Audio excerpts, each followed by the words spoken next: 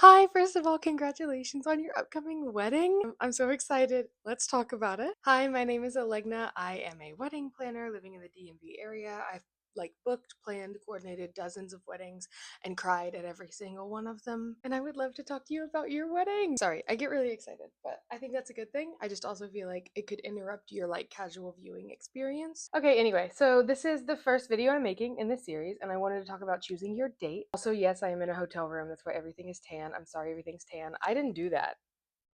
That's not me. I'm not taking credit for this moment here. This moment was happening when I got here, and I'm not gonna Mr. Clean Magic eraser it because I'm staying in a hotel. Okay, you have to pick your wedding date.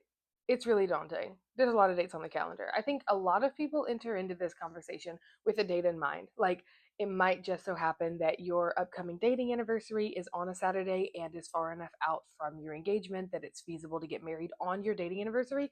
Done and dusted, we're done. You might also have a handy dandy family moment that you want to commemorate, like maybe your grandmother's birthday who can't be at the wedding with you, or your parents' anniversary and you want to do a cool parent trap double trouble kind of thing. If that's the case, if you know what you want, lock it in, get it done, because you have a lot of other decisions to make and your date is going to impact all of them, really. If you don't have a wedding date in mind as soon as you get engaged, that's totally fine. I didn't either. A lot of people don't. Maybe most people that I've talked to don't. The date will just kind of come to you naturally as you decide what you care about. And so I've made a little list of things that I think you should consider as you narrow down a date. And I feel like as you walk through these, the date will just kind of materialize to you, like process of elimination style, because you probably know a lot more than you think you do. A lot of couples that I've talked to, I feel like as they're planning their wedding, they really assume that they don't know anything. And they're like, this is so overwhelming. I'm starting from less than ground zero. I am under the ground. I am starting from subterraneous earth right now and trying to build a skyscraper. And who in their right mind gave me the license to do that? But really, you know everything.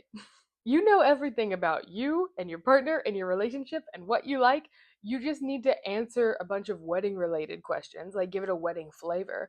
But you are the only person, really, who is the expert on what you want and what is going to make a beautiful wedding celebration for you and your relationship. So we just need to reformat all that knowledge you already have to answer wedding questions. But what is life if not just answering questions about yourself all the time? You're a pro at this, you've done it before. It's okay. Okay, so here's some stuff that I wrote down to keep in mind as you're choosing a wedding date. And I feel like as you think about these things, it will become more and more obvious to you. Like, oh, yes to this, no to this. Kind of like a flow chart. I didn't make a flow chart because I feel like if I just showed you a flow chart, that would overwhelm you. We're just gonna talk about it. I just love a YouTube video playing in the background. I listen to a YouTube video about pretty much anything, just playing in the background while I'm doing whatever I'm doing. I love a voice. I don't know if I have that voice. Maybe I can hone that voice. I could work on that. I could take class. Do they offer? I could take class. Do they offer classes? Yeah. Okay. All right. If this video gets 17 million views, I will take speaking voice classes. Okay. So your date. Why are we talking about it at all? I think a lot of your wedding, most of your wedding maybe, revolves around your date, and I don't feel like that's given as much credit as it should be. Your colors, your theme, your florals, your decor, the vendors that are available to you, the venues that are available to you, all revolve around your date. So once we get this out of the way, everything else is going to start to fall into place a little bit better, because then a lot of stuff is already said no to. Like if you're getting married in December, you probably aren't getting married in a hot air balloon. I've never seen a Okay, wait, let me Google that too. It's actually pretty reasonably priced. Okay, I'm gonna give you that. That's free. Well, it's not free. It's free advice that you could get married in a hot air balloon, and it looks it looks really cool. I'm gonna give you champagne. That seems dangerous. Okay, maybe don't. I guess it's fine if you drink the champagne. You're not operating the balloon. I just feel like if there was a crisis and you needed to take over the balloon and now you're buzzed, I just don't know if anyone should drink when the possibility of a hot air balloon crash is involved. I've personally never drank while the possibility of a hot air balloon crash is involved, so who am I to speak on that topic? I just Okay, anyway, you're not getting married in a hot air balloon. If you are, click away from this video. But maybe not. You still need a date. Okay, we're picking a date for your wedding. We're picking a date for your wedding. So, colors, theme, florals, decor, what time the sun sets, how hot it's going to be outside, how cold it's going to be outside, your pictures, the vibe, the feel, your dress, your clothes, the shoes people wear, all of that starts to be answered by the date. So we just got to get you a date. Am I talking too much? I love weddings. I love talking about them. I'm so excited for you. You're gonna have the best day. You're just gonna have the very best day. And this is like the first moment of it. And I'm so excited. I'm so excited for you. So, the first like skeleton of this conversation, I think, like the spine, is that you gotta invite people to your wedding, theoretically. If you're eloping, this is not as involved. But if you're having a wedding, like in a traditional sense, you're gonna wanna invite people. I think 6 months is kind of the minimum of like notice to give people. People are busy. They plan their own vacations. Their kids have stuff going on the weekends. They have stuff going on with work and with family and with birthdays and everything like that. I think giving people 6 months is really courteous and is really kind. You're asking them to block out potentially multiple days if they're having to travel in. Really, just as much notice as you can give people. But I really think 6 months is kind of like the sweet spot. We can totally plan a wedding in 2 or 3. We can totally plan a wedding over the course of 3 years. But I think in terms of your guests, giving people 6 months to get their calendar in order, because even if you're getting married on a Saturday, which is like the holy grail of wedding days, just because you got the Friday night, Sunday buffer, people still need to potentially fly in, book accommodations, fly out, the whole thing. But of course, everything comes back to the fact, and like, baby, I just want you to hear me when I say everything comes back to the fact that this is your wedding. And if you want to get married in 3 months, we will plan you a wedding in 3 months. I'm not going to say no. I'm going to say, okay, we're going to be texting a lot. We're getting Chick-fil-A constantly. We have a lot to talk about. And we're going to talk about it and we're going to have a great time. I just think you will be less stressed. Everyone will be less stressed if there's a buffer. That's all I'm going to say. So, as you tour wedding venues, you're going to notice a lot of places have seasons. You might know this, you might not. Weddings are more common when the weather is most likely to be really great, and most places price accordingly. So, typically, most venues that are really accustomed to doing weddings are going to use pretty dynamic pricing, and it can be a little overwhelming. Feel free to ask a ton of questions. And honestly, it's a pretty good first impression indicator if you're asking questions about pricing and they're being dodgy and unhelpful and weird about it.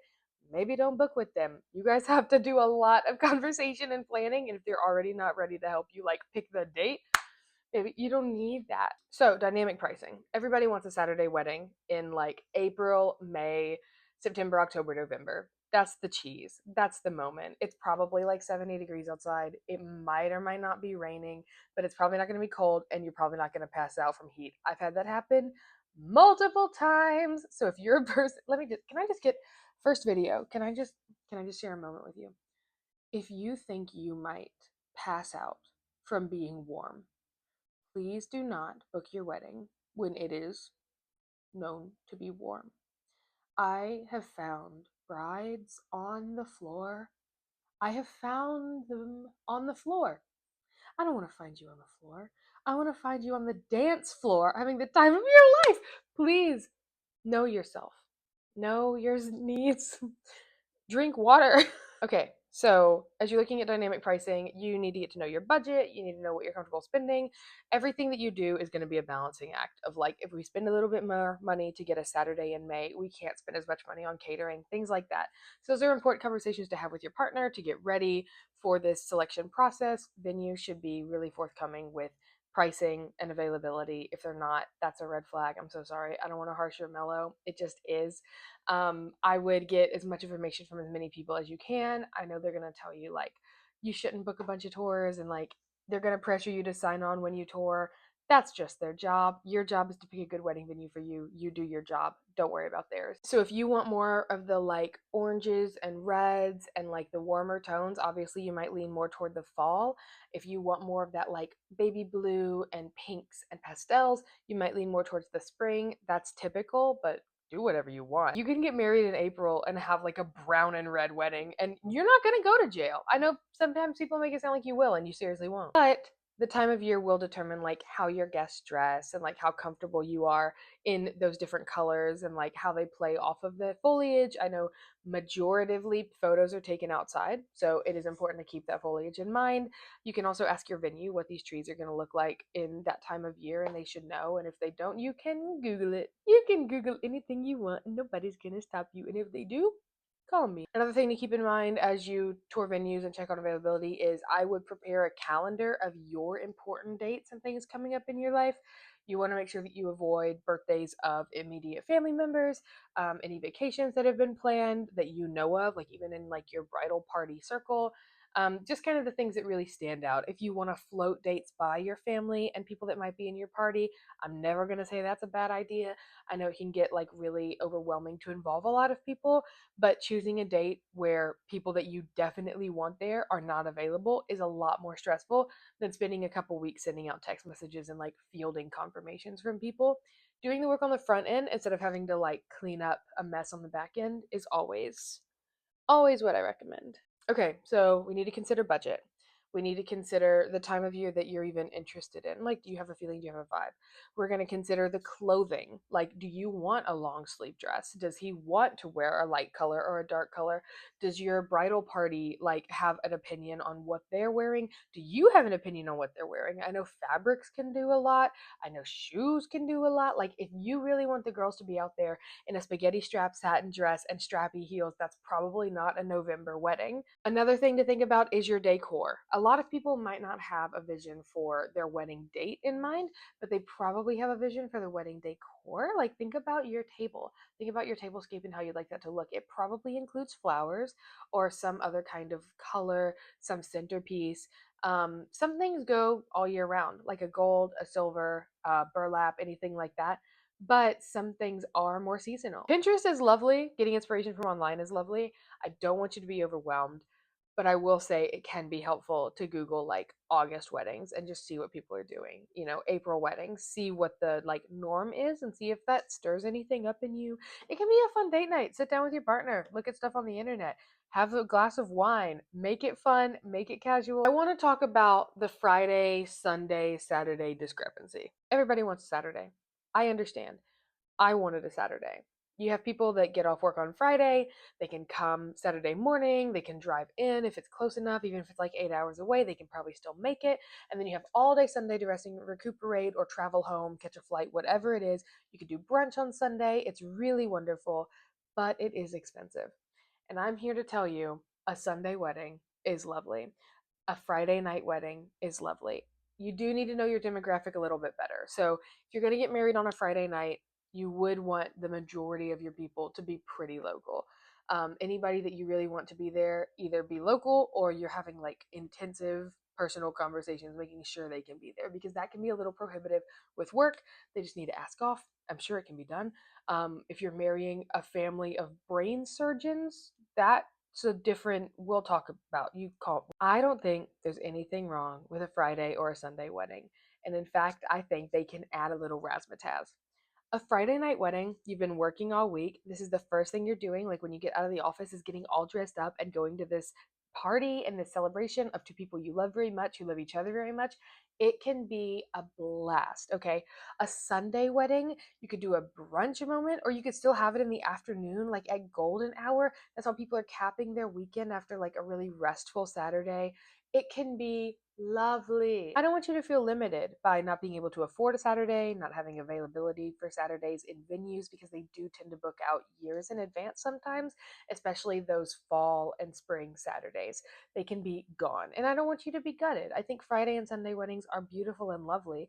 And if you do make some accommodations around that, such as like a Friday night wedding probably needs to be a little later to let people like get off work and get over, or to allow for travel midweek, and a Sunday wedding might need to end a little earlier for the same reasons. People can get to work on Monday. It can still be like a really remarkably beautiful wedding. And there is no reason that you should have to pay like sometimes double to have a Saturday, um, if you can be adaptable to a Friday or Sunday. And that option is not only available to you, but I would recommend it. I think it's swell. I got married on a Sunday and I didn't know it was a Sunday. It was just my wedding day. I couldn't tell. There is something that I think might be like in my top three most important pieces of advice that I'll give anyone about their wedding. And I want you to really lock in with me when I say this to you. I want you to really look in my eyes. I know I have a lazy eye, and I don't know if they're both looking at the camera right now, but look at one of them.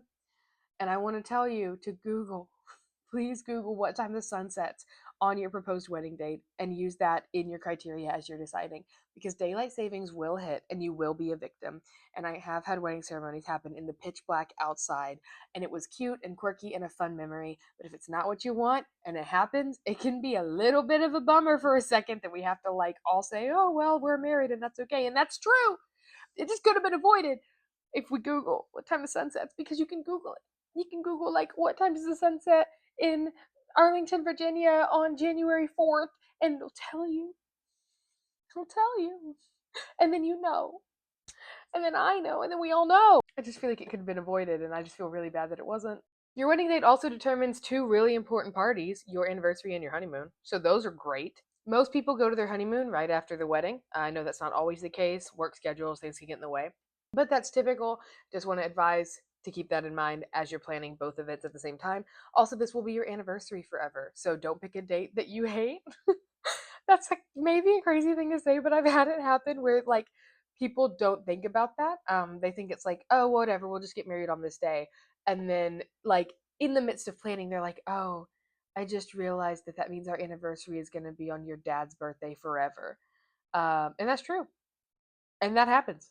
And it could be fine, but sometimes the way they say it, it doesn't seem like it's fine. I do think once you pick your date, it helps decide a lot of other things like, oh, I'm so torn on florals and decor. Okay, well, what time of the year are you getting married? And just go with like the colors that are thematic for that. You can Google it, do a little Pinterest moment. Like, oh, I'm so torn on bridesmaids dresses. Again, if it's the fall, do like a burnt orange, brown, red. If it's the spring, do a blue, a pink, a green. Done. We're done. If it's the summer, you can hit him with a yellow. Somebody wear a yellow bridesmaid's dress. I'm begging. That's just a little bit of a synopsis of things that I think about when I'm helping people walk through choosing their date. I know it was a bit of a ramble, but the goal was for this to just feel like we're chatting, just a little conversation. I love watching YouTube videos of people just talking. Like just talk to me about something. So I wanted to try to make one of those about the thing that I am excited about and that I care about and that I've been given the privilege to know a little bit about, which is planning and executing beautiful weddings. Like I said in the beginning, I have had the absolute privilege of selling, planning, coordinating, executing, decorating, setting up, tearing down dozens and dozens of weddings in the DMV area, and it is just a miraculous joy in my life, and I would love to share a little bit of that joy with you. And so if you are looking for just a consultation call, like you don't want me to be your wedding planner, you don't want me to coordinate, but you just have questions and you want to talk to somebody that's been to like a lot of weddings, I'm more than happy to jump on a Zoom call with you. Just reach out. I would also love to plan and coordinate your wedding, obviously, because I love being there and I love getting there at 5 a.m. and staying until 3 a.m. And I love every single freaking thing about it. I just really love it. It would be a privilege and an honor to get to share that excitement with you as you embark on one of the most miraculous things you can do on earth. And I am happy about it, but like, what else would I be? Thank you for listening to my little ramble on things to keep in mind as you're looking at your wedding date. I'd love to talk to you more about it in the comments, or you can reach out to me on Instagram or through email. All of that will be in the description, and I'd love to schedule a call if you are interested, or just answer your questions over DM if that's more helpful. I just want you to have a beautiful wedding that you love, and if I can be some small part of that, that's crazy. That's the most remarkable thing I can imagine. And so, thank you for letting me chat. I hope you have a miraculous and restful and fulfilling and blessed wedding planning experience, and that it's just something that brings you closer to your partner and closer to the dream moment of getting to relish in the beauty of love. And that's super sappy and that's super crazy, but that's actually how I feel. So, what else can I say except how I feel? Oh, I'm going to do the whenever they talk on TikTok, they hold it like this, but my nail polish is multiple weeks old and is all chipped, and I didn't want you to see it. But I'll hold it like this for a second because it makes me feel fancy. Thank you so much for watching and listening. Please let me know if I can answer any questions you have. And again, congratulations on your upcoming wedding. Bye!